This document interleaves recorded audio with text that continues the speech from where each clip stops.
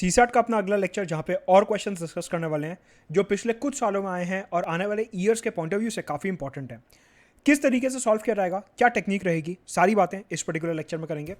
Unacademy में subscribe करने के लिए you have to use the referral code Madad Gupta 10% discount के लिए। डिस्क्रिप्शन बॉक्स में टेलीग्राम चैनल का लिंक दिया, do join that for all the upcoming courses. Unacademy का all India prelims mock test होने वाला है 24 अप्रैल को, जो कि मुखर्जी नगर और ओल्ड राजेंद्र नगर में होगा। सेंटर्स की डिटेल जो है नीचे आपको डिस्क्रिप्शन बॉक्स में मिल जाएंगी। साथ के साथ नए बैचेस शुरू हो रहे हैं 27 अप्रैल से इंग्लिश, हिंदी और बाइलिंगुअल में। Do join that. Also Unacademy ने एक specially curated prelims practice booklet निकाली है जिसमें आपको 11,000 से ज़्यादा क्वेश्चंस मिलेंगे। 10 बुकलेट्स हैं जो कि आपको प्रिंटेड फॉर्म में मिलेंगी और जिसमें अनअकैडमी के एक्सपर्ट्स ने क्वेश्चंस को क्यूरेट करा है। So do enroll to Unacademy for this prelims practice booklets. Also CSE assure offer अगर आप 2 सालों से ज़्यादा का सब्सक्रिप्शन ले रहे हैं और अगर आपका एग्जाम क्लियर नहीं होता तो अनअकैडमी की साइड से आपको 1 ईयर का एब्सोल्युटली फ्री एक्सटेंशन मिलेगा। ऑप्शनल के बैचेस शुरू हो रहे हैं इंग्लिश, हिंदी और बाइलिंगुअल में। Last mile program for interview guidance चालू है। Do enroll to Unacademy using the referral code Madad Gupta. पहला क्वेश्चन है प्रीलिम्स 2020 का।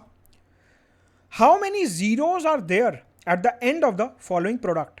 वो ये कह रहा है कि जो हमने एक नंबर देखा यहाँ पे जिनको मल्टीप्लाई किया जा रहा है, जब हम इनको मल्टीप्लाई कर लेंगे तो आखिरी में उसमें कितने जीरोज बचते हैं हमारे को ये बताना है।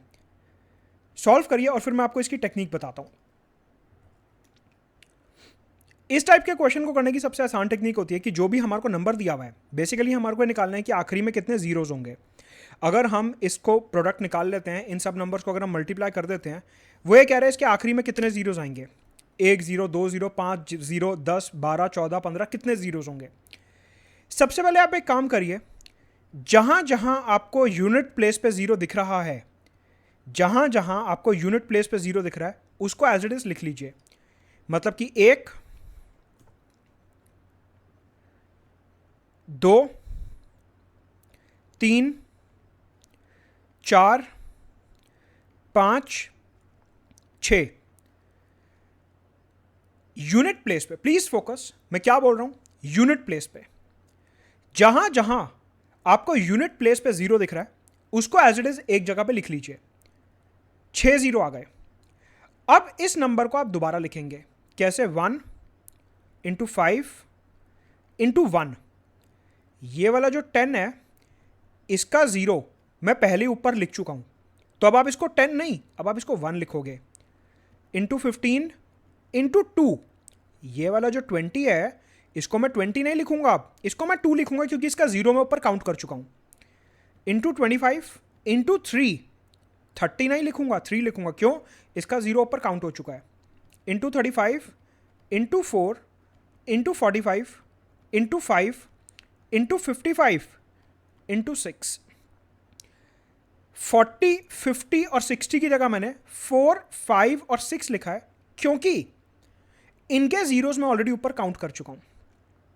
मतलब कि यूनिट प्लेस पे जहां जहां जीरो था वो मैंने निकाल लिया और मैंने क्वेश्चन को थोड़ा सा चेंज कर दिया। ठीक है, अब आपको क्या करना है, ये जो हमारे पास नया नंबर आया है सिर्फ और सिर्फ इसके यूनिट प्लेसेस को मल्टीप्लाई कर दीजिए। जो हमारे पास ये नया नंबर आया है, 10 की जगह 1 लिख दिया, 20 की जगह 2 लिख दिया, 30 की जगह 3 लिख दिया, 40 की जगह 4 लिख दिया, 50 की जगह 5 लिख दिया, 60 की जगह 6 लिख दिया। ये जो हमारे पास नया नंबर आया है ना, इसमें जितने भी यूनिट प्लेसेस पे नंबर है, सिर्फ यूनिट प्लेस पे, मैं टेंस और हंड्रेड्स की बात नहीं कर रहा हूं, हंड्रेड्स में तो खैर यहां पे है ही नहीं कोई, मैं टेंस प्लेस की बात नहीं कर रहा हूं। टेंस प्लेस को आप भूल जाओ। आप में से जिनको टेंस और यूनिट्स नहीं पता, बेसिकली अगर 2 डिजिट नंबर है तो सपोज करें 32 है, तो 2 उसके यूनिट्स प्लेस पे है और 3 उसके टेंस प्लेस पे है। मैं ये बोल रहा हूं कि ये जो हमारे पास नया नंबर आया है ना, इसमें जितने भी यूनिट प्लेस पे नंबर्स हैं, डिजिट्स हैं, उनको मल्टीप्लाई कर दो। ये 1 जो है यूनिट प्लेस पे है, 5 जो है यूनिट प्लेस पे है, 1 जो है यूनिट प्लेस पे है, इधर 15 में 5 है जो यूनिट प्लेस पे है, सिर्फ 5, इधर 2 है जो यूनिट प्लेस पे है, यहां पे 5 है जो यूनिट प्लेस पे है, यहां पे 3 है जो यूनिट प्लेस पे है, इधर 5 है जो यूनिट प्लेस पे है, इधर 4 है जो यूनिट प्लेस पे है, इधर 5 है जो यूनिट प्लेस पे है, इधर भी 5 है जो यूनिट प्लेस पे है, यहां पे भी 5 है जो यूनिट प्लेस पे है और इधर 6 है जो यूनिट प्लेस पे है। बाकी पूरा नंबर भूल जाइए, सिर्फ और सिर्फ जो नया नंबर आया है उसके यूनिट प्लेस पे क्या क्या है सिर्फ उनको मल्टीप्लाई करके देखिए। इनको मल्टीप्लाई करने पे आएगा 11250000। ऊपर 6 जीरो ऑलरेडी आ चुके हैं और यहां से 4 जीरो मेरे पास और आ गए। 6 जीरो मैंने ऑलरेडी निकाल लिए थे, 4 जीरो मेरे पास आ गए यूनिट प्लेस को मल्टीप्लाई करके। मतलब कि अगर मैं इस पूरे बड़े नंबर को मल्टीप्लाई करता हूं तो मेरे पास आखिरी में towards the end there would be 10 zeros.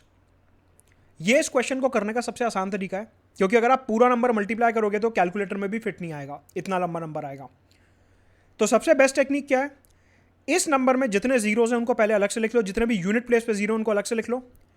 जो नया नंबर आया उसके यूनिट डिजिट्स को मल्टीप्लाई कर दो, वहां पे जो आखिरी में जीरो बचे उनको इसके साथ ऐड कर दो। आपका आंसर आ गया, 10 जीरोस होंगे इसके आखिरी में। यह था आज का अपना पहला सवाल, अच्छा सवाल था काफी। नेक्स्ट क्वेश्चन प्रीलिम्स 2020 का, ट्राई एंड सॉल्व दिस। हमारे को PQRS दिए हुए जो कि नेचुरल नंबर है। अच्छा, क्वेश्चन सॉल्व करते हुए हमेशा ध्यान रखेंगे कि यहां पे बात हो रही है नेचुरल नंबर की। क्वेश्चन में लिखा होता है कि जो वेरिएबल्स होते हैं PQRS, ये इंटीजर है, रियल नंबर है, होल नंबर है, कॉम्प्लेक्स नंबर है, नेचुरल नंबर है, प्राइम नंबर है, कॉम्पोजिट नंबर है, इवन है, ऑड है, नॉन जीरो है, नॉन इक्वल है, वॉट। क्वेश्चन में हमेशा आपको ये दिया होगा कि ये PQRS या इस टाइप के जो वेरिएबल होते हैं उनका क्या नेचर है। यहां पे बोला हुआ है कि जो PQRS हैं वो नेचुरल नंबर हैं। मतलब कि PQRS जो हैं they will be greater than zero, क्योंकि नेचुरल नंबर हमेशा 1 से शुरू होते हैं, 0 से शुरू नहीं होते। प्लस ये जो चारों के चारों नंबर हैं ये डेसिमल में नहीं होंगे। ये जो चारों के चारों नंबर हैं ये डेसिमल में नहीं होंगे, they will not be in decimal. ठीक है, अब इसे सॉल्व करने की कोशिश करिए और फिर मैं आपको इसका सोल्यूशन बताता हूं। वो कह रहा है अगर P minus 2016, Q plus 2017, R minus 2018 और S प्लस 2019 बराबर हैं तो इनमें से लार्जेस्ट कौन सा है। वो कह रहा है PQRS में से सबसे बड़ा कौन सा है। देखिए यहां पे बहुत ही सिंपल सा लॉजिक लग रहा है। सपोज करिए मैं Q की वैल्यू 1 मान लेता हूं रैंडमली। मैं बस आपको एक पॉइंट प्रूफ करना चाहता हूं। मैंने Q की वैल्यू 1 लिया, आप 10 भी ले सकते हो, 20 भी ले सकते हो, 40 भी ले सकते हो, आपकी मर्जी है। मेरे को बस एक पॉइंट प्रूफ करना है यहां पे। सपोज करिए S की वैल्यू भी मैंने 1 ले ली। ओके, S की वैल्यू ले लेते हैं। ओके, Q की वैल्यू यहां पे ले लेते हैं हम 3। सपोज करिए Q की वैल्यू 3 ले ली, S की वैल्यू 1 ले ली, तो ये आ गया 2020 और ये भी आ गया 2020, क्योंकि ये बराबर होने चाहिए। Q प्लस 2017 और S प्लस 2019 बराबर होने चाहिए। तो S अगर मैं 1 लेता हूं तो ये 2020 हो गया, Q अगर मैं 3 लेता हूं तो ये 2020 हो गया। हमारे को इस तरीके से इक्वेशन दी हुई है कि अगर मेरे को यहां पे भी 2020 चाहिए, क्योंकि ये सारे के सारे बराबर हैं। सपोज करो मैंने यहां पे रैंडमली Q और S की वैल्यू ले ली और इसको 2020 बना दिया। अगर मेरे को R माइनस 2018 को भी 2020 बनाना है तो R की वैल्यू होनी चाहिए 4038। R अगर 4038 होगा और उसमें से मैं 2018 सब्ट्रैक्ट करता हूं तो ही मेरे पास जो है 2020 बनेगा। सिमिलरली अगर मैं चाहता हूं कि ये भी 2020 बने, इक्वल बने, तो P की वैल्यू होनी चाहिए 4036। P की वैल्यू होनी चाहिए 4036। मतलब कि अगर P 4036 बनेगा तभी ये 2020 बन पाएगा। मतलब कि अगर मेरे को इन चारों की वैल्यू सेम चाहिए तो मेरे को ये मेक श्योर करना पड़ेगा कि Q और S की वैल्यू तो सबसे छोटी हो और R और P की वैल्यू बड़ी होनी चाहिए, जैसा कि हमने इस एग्जांपल में प्रूव करा। आप कोई और एग्जांपल भी ले सकते हैं। सपोज करिए मैंने Q की वैल्यू 10 मान ली, तो अब मेरे को सबकी वैल्यू 2027 चाहिए, क्योंकि Q 10 है, 10 प्लस 2017 इज 2027। उस लॉजिक से S की वैल्यू कितनी आ गई? S की वैल्यू आ गई 8, राइट। अब अगर मेरे को यहां पे R की वैल्यू, R माइनस 2018 2027 चाहिए, तो मेरे को क्या करना पड़ेगा? R minus 2018 should be equal to 2027, ऐसा क्वेश्चन बोल रहा है सपोज। तो R क्या हो गया? 2027 प्लस 2018, मतलब कि कितना हो गया? 4045 4045। सिमिलरली ये कितना हो जाएगा? 4043। हम कोई सी भी वैल्यू ले लें, हम देखेंगे कि R की वैल्यू जो बड़ी आएगी, क्योंकि R में से ज्यादा नंबर सब्ट्रैक्ट हो रहा है। P में से छोटा नंबर सब्ट्रैक्ट हो रहा है तो P की वैल्यू छोटी होगी।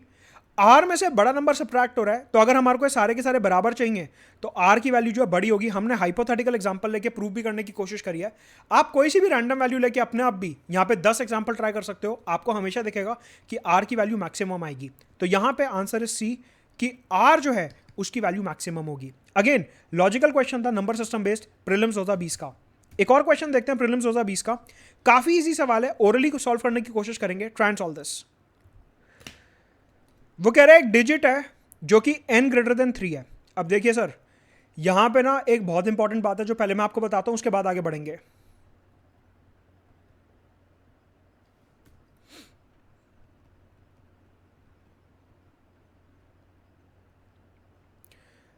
क्वेश्चन में ना अलग अलग टर्म्स लिखे होते हैं।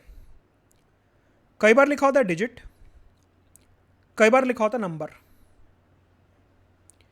कई बार लिखा होता है डिजिट, कई बार लिखा होता है नंबर। जब भी क्वेश्चन में दिया डिजिट, देखिए डिजिट सिर्फ 10 है मैथमेटिक्स में। 0 1 2 3 4 5 6 7 8 और 9, सिर्फ यही डिजिट्स हैं हमारे मैथ्स में। लेकिन नंबर इन्फिनिटी है, कोई सा भी नंबर नंबर है। 34.5 ये एक नंबर है, 40 नंबर है, -200.67 नंबर है। क्वेश्चन में हमेशा ध्यान से पढ़ेंगे कि डिजिट लिखा है या नंबर लिखा है। डिजिट सिर्फ 10 है हमारे मैथमेटिक्स में, 0 से लेकर 9 तक। Numbers are infinite.